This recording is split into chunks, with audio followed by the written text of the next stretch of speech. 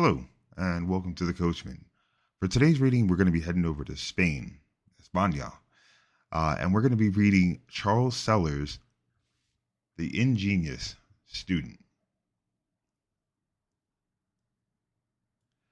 There was once a student in Toy who was so very poor that, if faith in Providence be not reckoned, he possessed no riches.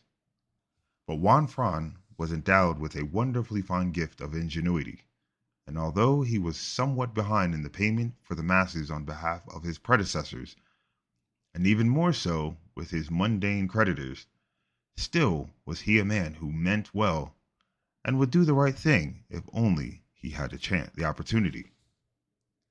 To the man of the world there is no greater pleasure than to pay his debts, for by doing so he increases his credit. Juan Rivas would willingly have paid every creditor had his pocket been as full of the wherewithal as his heart was of gratitude for small mercies. But there is no difficulty about showing one's self desirous of satisfying one's debts. The only difficulty generally rests in being able to do so. At college, he had proved himself a good scholar and a true companion. But as he could no longer contribute toward the support of his college could not be expected to support him. His long back cap, his flowing robes, his pantaloons, and his shoes were altered in substance, and so was Juan Rivas. Finally, he became reduced to his last maravedí, which is actually an old coin in Spain. And, as his friends could no longer assist him, he thought it was high time he should assist himself. Providence, he said, has never intended for me for a poor man, but fate has almost made me one. I will believe in Providence and become rich from this day.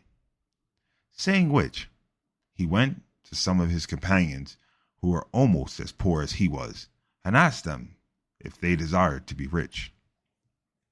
Do you ask us if we want to be rich with so serious a face? Answered they. Really, friend Juan, you are so strange that you do not seem to belong to this city. No man can be rich, continued Juan, by staying home.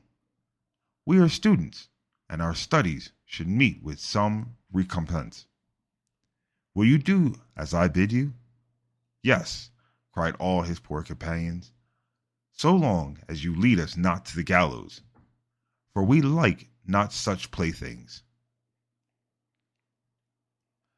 Well then, follow me, said Juan, and when you see me, release a prize that belongs to him who shall be bold enough to seize it. Off with it to the market, and dispose of it at the best possible price. Done, and agreed to, shouted all, if you will but seize the prize.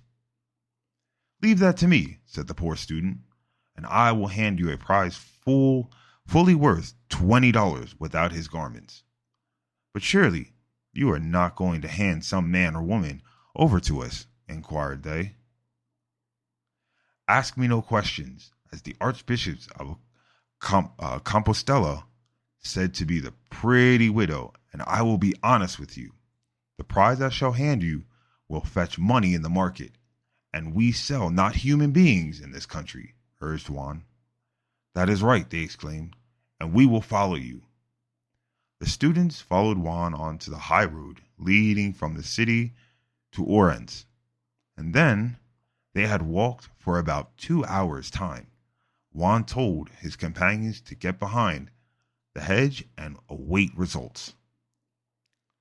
Soon after, the jingling of bells was heard, and a muleteer, seated cross-legged on a mule, which preceded 5 others, was seen approaching. A muleteer being someone who just drives a mule. Who would want to be a muleteer? As the muleteer had sold all his wares, he was indulging in a sleep, and had it not been for the dog flies that teased the mules, they would have also slept.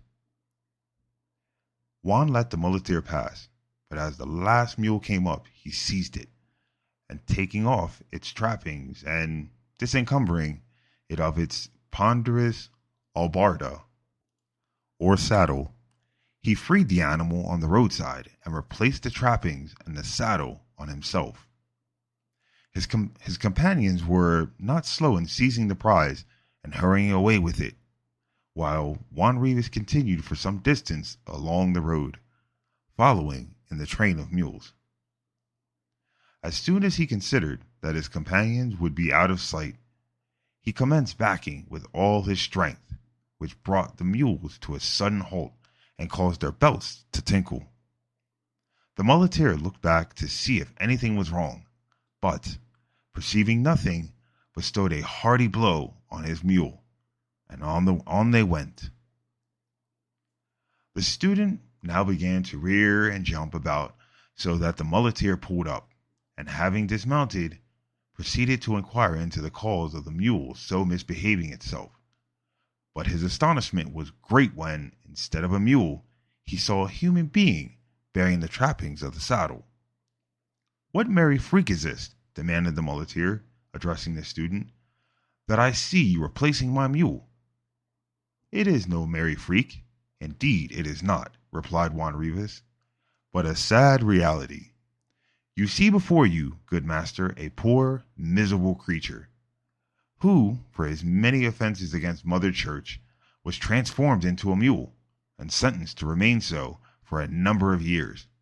My term of punishment has just expired, and I am restored to my natural form." "But where is my mule that cost me 100 crowns not many years ago?" asked the muleteer. "You do not understand me, good master," replied the student. "I was the mule, and the mule was I. Now I am I. When you used to kick your mule, you really kicked me. When you fed it, you fed me. And now, when you speak to me, you speak to all that remains of your mule. Now do you understand?" "I am beginning to perceive," said the muleteer, scratching his head and looking very sorrowfully, "that for your sins you were turned into a mule, and that for mine I had the misfortune to purchase you. I always thought there was something strange about that mule. There is no doubt that we all must put up with the consequences of our evil ways, and, as you very properly say, you have been punished by the loss of your mule. But then, you can rejoice with me, seeing that the son of the first grandee in Spain served you in the humble capacity of a beast of burden, and now is restored to rank and wealth." "And are you a grandee of Spain?" anxiously inquired the poor man. "Why then, your excellency will never forgive me for the many kicks I have bestowed on your excellency's sides, and I am ruined man, for you will have me punished." "Not so, kind friend, not so," replied the student, in an assuring tone, "for how could you tell that your mule was not a mule?"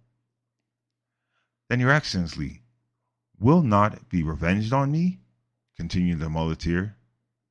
"And if it will be of any consolation for your excellency, I promise never to divulge this mystery." "It will, indeed, be a great comfort to me to think that no one will know what became from me for many years," replied the student. "And now I must bid you good-bye, for I am in a hurry to again embrace my dear parents, if they be still living." "Good-bye," said the muleteer, with emotion, "and may your excellency never again incur the displeasure of Mother Christ, or Mother Church." Thus they parted good friends, the muleteer pondering over what he termed the mysteries of life, and Juan Rivas full of delight at the thought of rejoining his companions, and having a good supper with the proceeds of the mule, which pleasure was not denied him and his friends. In a fortnight's time, there was a cattle fair in the neighborhood of Toy, and as the muleteer required to replace the mule he had so mysteriously lost, he attended the fair and was looking about him for a serviceable mule, when an acquaintance called out to him to know why he parted with the other one. I have my private reasons, answered the muleteer, and I am not here to let you know them.